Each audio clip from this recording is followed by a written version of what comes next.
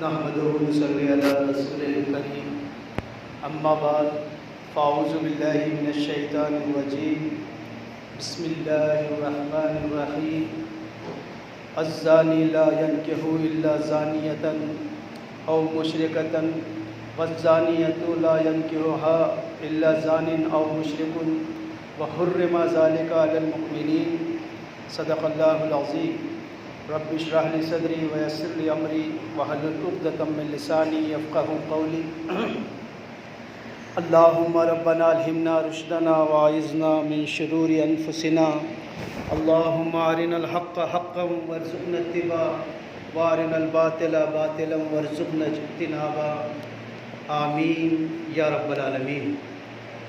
عزیز ساتھیو، السلام علیکم ورحمۃ اللہ وبرکاتہ۔ جو حضرات ابھی تشریف لا رہے ہیں آگے آ جائیں، اگلی صفحے پر کر لیں، انشاءاللہ سنتوں کا وقفہ دیا جائے گا۔ ابھی میں نے آپ کے سامنے قرآن حکیم کی ایک سورہ تلاوت کی ہے جس میں اللہ تعالیٰ ارشاد فرماتا ہے الزانی لا ينكح الا زانیۃ او مشرکۃ، کہ زانی جو ہوتا ہے، زنا جو کرنے والا ہوتا ہے، وہ انہی لوگوں سے نکاح کرتا ہے جو زانیہ ہوتی ہیں، او مشرکتاً، یا پھر وہ مشرک ہوتے ہیں، والزانیۃ لا ينكحها الا زان او مشرک۔ اسی طرح کوئی زانیہ خاتون لڑکی وہ اسی سے نکاح کرتی ہے جو زانی ہوتا ہے یا مشرک ہوتا ہے۔ وحرم ذلک علی المؤمنین، اللہ تبارک تعالیٰ نے مومنوں پر یہ باتیں حرام کی ہیں۔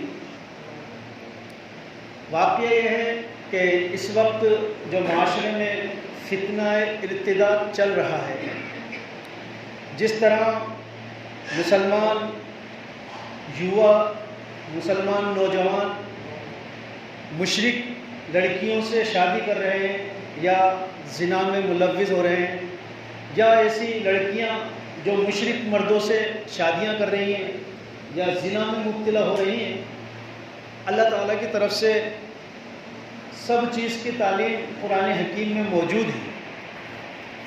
ضرورت ہے اسے آشکارا کرنے کی، اسے سامنے لانے کی۔ آج کی جو کچھ باتیں میرے اس خطبے میں آ رہی ہیں یا آئیں گی، وہ زیادہ تر لڑکیوں کے حوالے سے ہے، بچیوں کے حوالے سے ہے۔ اور آج کا یہ جمعہ کا خطبہ میں ان لڑکیوں سے بات کرنا چاہتا ہوں جو یہ محسوس کرتی ہیں کہ اگر ہم کہیں اور جگہ پیدا ہوتے یا کسی اور مذہب میں ہوتے یا کسی اور نوجوان کے ساتھ ہوتے تو ہماری زندگی بہتر ہوتی۔ یہ اللہ تبارک تعالیٰ کے انتخاب پر انگلی اٹھانا ہے۔ سب سے پہلے تو میں ایسے ہونہار لڑکا لڑکیوں کو بھی بدھائی دوں گا، ان کو مبارکباد دوں گا جن حضرات نے 10 12 کے جو رزلٹ آ رہے ہیں اس میں اچھے نمبرات سے پاس ہو رہے ہیں۔ عرض کرنا یہ ہے کہ اللہ تبارک تعالیٰ قرآن حکیم میں فرماتا ہے ان الدین عند اللہ الاسلام، اللہ کے نزدیک دین صرف اسلام ہے۔ وہیں اللہ تعالیٰ یہ بات بھی فرماتا ہے کہ یا ایھا الذین آمنوا ادخلوا فی السلم کافہ، اے ایمان والو اسلام میں داخل ہو پورے پورے۔ اللہ تبارک تعالیٰ کے یہاں آدھا تیتر آدھا بٹیر نہیں چلتا ہے۔ Leave it all take it all, چھوڑنا ہے پورا چھوڑو، لینا ہے پورا لو۔ اگر آپ کے یا ہمارے ذہنوں میں یہ بات آ رہی ہے کہ کوئی مشرک مرد سے شادی کر کے اس کے مشرک رہتے ہوئے ہم اسلام پہ رہتے ہوئے زندگی گزار لیں، تو یہ وہ آدھا تیتر آدھا بٹیر والی کہانی ہے جو اللہ تعالیٰ کیا قبول نہیں ہے۔ اللہ تعالیٰ نے جو ابھی میں نے آیت فرمائی، اتنی عجیب بات بیان کی ہے کہ زانی جو ہوتا ہے وہ زانیہ سے ہی نکاح کرتا ہے یا مشرک سے نکاح کرتا ہے۔ یعنی جو بہو دیووادی ہے، جو ایک سے زیادہ خدا کے اندر وشواس رکھتا ہے، یقین رکھتا ہے، جو زنا کرنے والا ہے، وہ جب نکاح کرے گا تو ایسی ہی کسی خاتون سے کرے گا جو زانیہ ہے یا مشرکہ ہے۔ دیکھتے ہیں آپ کس طرح معاشرے میں یہ چلن تیزی سے ہے، بڑے بڑے سیلیبریٹی اس کام کو کر رہے ہیں اور ان کو نمایاں کیا جاتا ہے تاکہ یہ مقدس یہ ختم ہو جائے، یہ بات کہ ہمارا کچھ وقار ہے یا ہم اس جگہ پر پیدا ہوئے ہیں۔ اسی طرح آگے قرآن یہ بیان فرما رہا ہے کہ جو زانیہ لیڈیز ہوگی، جو زانیہ خاتون ہوگی یا زانیہ لڑکی ہوگی، جو وہ زانی سے ہی نکاح کرے گی یا مشرک سے نکاح کرے گی، اور مومنوں پہ اللہ تبارک تعالیٰ نے یہ باتیں حرام کر دی ہیں۔ دیکھیے ایک چیز سمجھیں، یہ میں چونکہ بتا رہا ہوں کہ آج میں بہنوں سے بات کر رہا ہوں، ہماری بہنیں ہماری بچیاں اس بات کو سمجھیں، اور ہم میں بھی سمجھنا ہے کہ ہم لوگ بائی ڈیفالٹ پیدا نہیں ہوئے کہ بھئی ٹھیک ہے اللہ تعالیٰ نے چاہا کہ کسی عبدالسلام کے یہاں اس کو پیدا کر دو، کسی عبدالغفور کے یہاں پیدا کر دو، یہ معاملہ نہیں ہے۔ ہم میں سے ہر شخص اللہ کی پلاننگ کا حصہ ہے، اور اللہ کا انتخاب ہے کہ فلاں بندے یا بندی کو فلاں گھر میں پیدا کیجئے، فلاں بندے یا فلاں بندی کو فلاں اسلام میں پیدا کیجئے، مسلمانوں کے گھر میں پیدا کیجئے، امت محمدی میں پیدا کیجئے۔ یہ انتخاب ہے بڑا بڑا، اللہ لوگوں نے بلکہ انبیاء نے اس کی خواہش کی کہ ہمارا انتخاب نبی صلی اللہ علیہ وسلم کی امت میں ہو جائے۔ مسلمان آپ اگر عیسیٰ علیہ السلام کے زمانے میں پیدا ہوتے تو بھی آپ مسلمان ہو سکتے تھے، موسیٰ علیہ السلام کے، ابراہیم علیہ السلام کے، کسی بھی زمانے میں آپ پیدا ہوتے تو آپ فرما بردار ہو سکتے تھے وقت نبی کی تعلیمات پر عمل کرتے ہوئے۔ لیکن یہ ایک بہت بڑا انتخاب، بہت بڑا سلیکشن ہے کہ اللہ تبارک تعالیٰ نے ان بیٹیوں کو، ان بیٹوں کو، ان نوجوان بچہ بچیوں کو اس دین میں پیدا کیا جس کو اسلام کہتے ہیں، جس کی خواہش انبیاء اکرام نے کی۔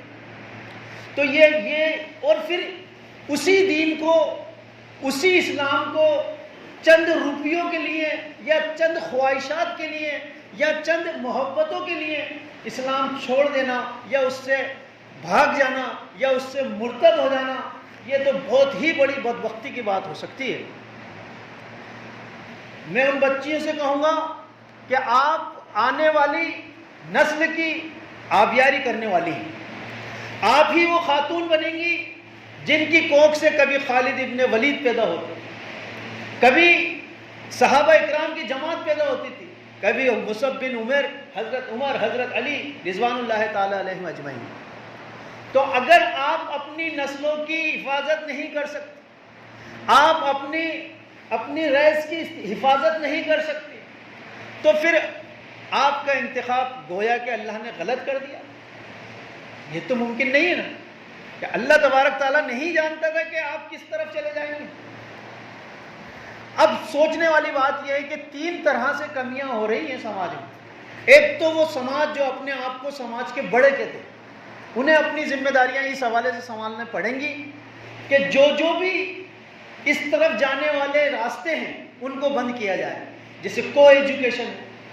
اس کے لیے ہمارے مسلمان چاہیں تو 4 لوگ مل کر اپنے اسکول کالجز بنا سکتے ہیں، کم سے کم قیمت فیس بھی لیں گے تب بھی منافع ہے، گھاٹا ہے ہی نہیں جاتا دھیان اس طرف۔ اگر ہم اپنی بچیوں کو بلوغ میں پہنچتے ہی موبائل دے دیتے ہیں، اینڈرائڈ موبائل یا دوسری چیزیں، تو پھر آپ خدا حافظ سمجھ لیجیے۔ یہ دونوں ایسی چیزیں ہیں کہ مخلوط تعلیم اور جلد سے جلد موبائل بچوں کو دے دینا، اور پھر وہ بچے ایسی کارستانی کرتے ہیں کہ ماں باپ کو بھی پتہ نہیں ہو۔ ایک بچی گھر میں جو آسمان کے نیچے بھی بنا دوپٹے کے نہیں آتی، وہ ایک دن جو ہے آپ کو ٹاٹا بائے بائے کر کے چلے جاتی۔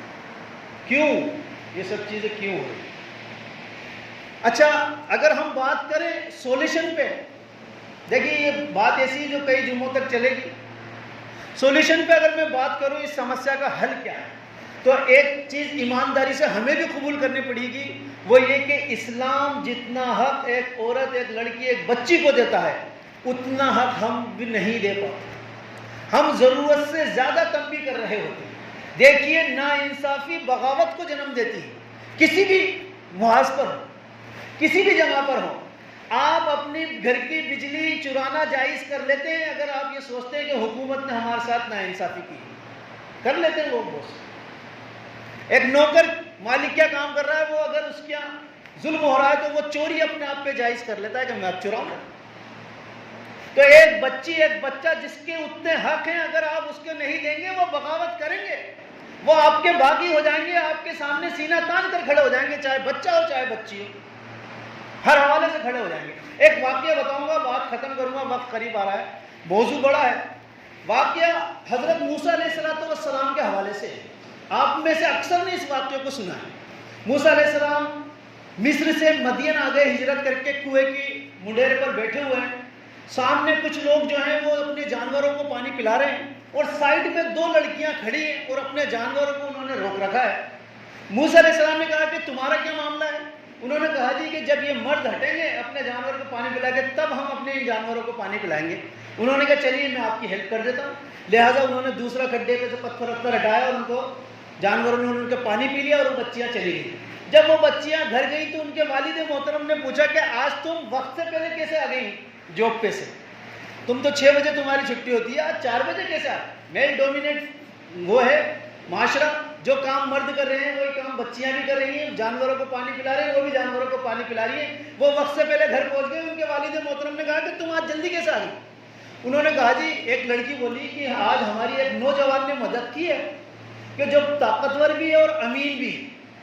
پھر وہ کنٹینیو بولتی ہے، کہتی ہے کہ ابا جان اس بچے کو اپنے یہاں پر، اس آدمی کو، اس نوجوان کو اپنے یہاں پہ نوکری پر رکھ لیجیے، آپ جاب اسائن کر دیجیے ان صاحب کو، وہ نوجوان بھی ہیں اور امانت دار بھی ہیں۔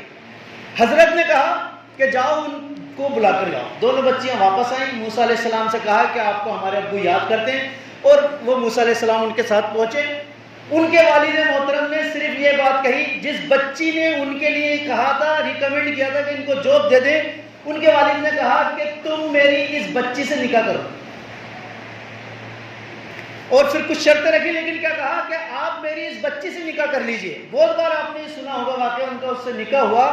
واقعہ یہ ہے کہ اس سے نتیجے نکالو، وہ ان کے والد یہ بات سمجھ گئے تھے کہ اس بچی کے دل میں اس نوجوان کے لیے سافٹ کارنر پیدا ہو چکا ہے کہ وہ نوجوان ہے اور امانت دار ہے، اسے اپنے یہاں جاب پر رکھ لیجئے، میں جاب پر رکھوں گا، معاملے آگے کچھ ہو سکتے ہیں۔ تو ڈائریکٹ انہوں نے کہا کہ حلال کام کی طرف جاؤں گا، کہ نکاح کروں گا آپ میری اس بچی سے۔ آج میری بیٹی، میری بہن، آپ کی بیٹی آپ سے آ کر کہے کہ ابا جان آج تو کالج میں ایک لڑکے نے بہت اچھی اسپیچ دی، ہمارا ترجمہ ہوتا خبردار جو اس کی طرف دیکھا۔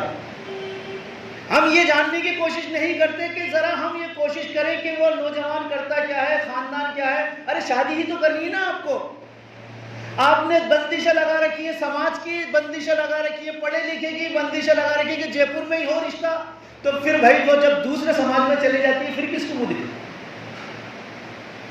شادی آپ کو کرنی ہے، اسلام اس کی اجازت دیتا ہے کہ ایک لڑکی اپنے دبے چھپے لفظوں میں ماں باپ کے سامنے اپنی پسند کا اظہار کر سکتی ہے، آپ اس کی ملاقات بھی کرا سکتے ہیں، ایک دوسرے کو دکھا بھی سکتے ہیں۔ حضور صلی اللہ علیہ وسلم نے ایسی شادیاں ختم کرائی ہیں جو ناپسندیدہ تھی، کہہ دیا انہوں نے آن کے کہ مجھے پسند نہیں ہے میرے شوہر، تو ٹھیک ہے رستہ ہے چھوڑی۔ تو یہ سب چیزیں ہم نہیں کر پاتے۔ پھر لڑکی والوں کو یہ ہوتا ہے کہ بھائی ان کے رشتوں کا معاملہ یہ ہوتا ہے کہ وہ کہیں گے، آپ سے کہیں گے، مجھ سے کہیں گے، آگے ہو گے تو لڑکے والوں کے گھر جاتے نہیں ہیں۔ یہ عجیب طرح کی ہماری یہاں رسمیں ہیں، لیکن وقت اجازت نہیں دے رہا ہے، پورے وہ ٹائم ہو گیا سنت ہوگا انشاءاللہ زندگی رہی تو اس پہ پھر مزید اگلے ہفتے بات کریں گے۔ اللہ رب العزت کہنے سننے سے زیادہ عمل کی توفیق عطا فرمائے، جن حضرات نے سنت ادا نہ کی سنت ادا